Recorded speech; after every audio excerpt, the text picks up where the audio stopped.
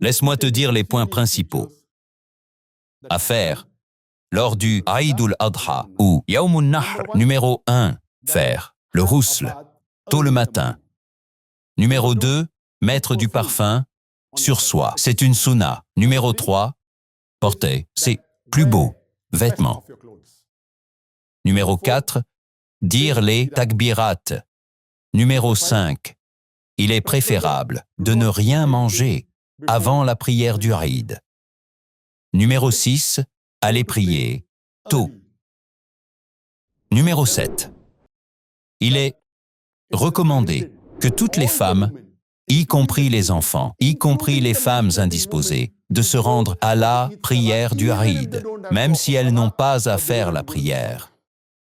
Et quand tu reviens de la prière du Aïd, veille à prendre un autre chemin, pas le même chemin que celui que tu as pris pour aller à la prière du Aïd. Et il est préférable de prier la prière du Aïd dans un espace ouvert. Maintenant, quelle est la raison pour laquelle notre bien-aimé prophète Mohammed a recommandé que toutes les femmes et les enfants, y compris les femmes en période de règles, se rendent à la prière du Aïd, même si elles n'ont pas à prier? Pourquoi le prophète a dit de prendre un chemin à l'aller et un autre chemin au retour? Pourquoi a-t-il dit de prier dans un grand espace? Pour tout ça, on comprend que la raison, c'est pour booster le moral des musulmans.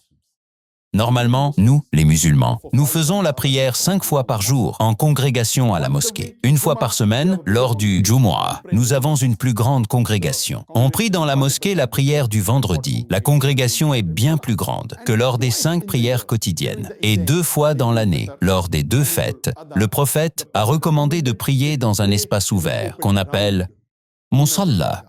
Pourquoi? Pour que le plus grand nombre puisse se rassembler. Imagine, si tu vis dans un village et pendant la prière du Aïd, je découvre, waouh, il y a 30 000 musulmans, il y a 40 000 musulmans. Le cœur du musulman est rassuré. Et si tu vis dans une zone où il y a aussi des non-musulmans, les non-musulmans réfléchiront à 10 fois avant d'interférer en mal avec les musulmans. Ah, les musulmans sont 30 000, 40 000. Imagine, tu vis dans une grande ville, et si tu pries dans un endroit où 100 000 personnes se rassemblent, où plusieurs centaines de milliers se rassemblent, imagine le scénario. Ça va booster le moral des musulmans. Et en même temps, ça donnera aux non-musulmans une idée qu'il vaut mieux ne pas s'en prendre aux musulmans. C'est la psychologie pour laquelle C'est la raison pour laquelle le prophète bien-aimé Mohammed a même dit aux femmes et aux enfants d'y aller, même les femmes qui ont leurs règles. Et quand tu passes par un chemin à l'aller, tu prends un autre chemin au retour, pas le même. Pourquoi? Pour que les autres gens, dans les autres quartiers de ce village ou de cette ville,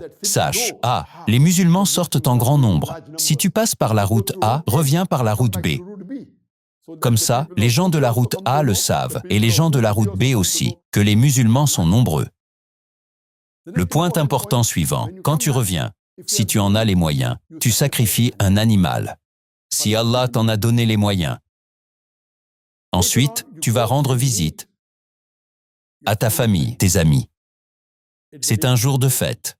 Et quand tu les rencontres, la salutation est « Taqabbalallahu minna wa minkum » que Allah subhanahu wa ta'ala accepte nos bonnes actions et les vôtres. Normalement, en Inde, au Pakistan, ils disent « Eid Mubarak » ou d'autres mots. La sunna, c'est de dire « Taqabbalallahu minna wa minkum » Oh Allah, accepte les bonnes actions de nous et de vous. Tu peux dire « Eid Mubarak », c'est permis. Mais ce qui est mieux, c'est ce que les compagnons se souhaitaient entre eux. Et le jour du Eid doit être un jour de fête, sois joyeux, sois heureux. Si tu souhaites apprendre la langue arabe rapidement et facilement pour lire le Coran, comme ça a été le cas pour plus de 14 000 personnes, alors clique sur le premier lien en description. Tu n'as plus d'excuses, aujourd'hui apprendre l'arabe est quelque chose de simple.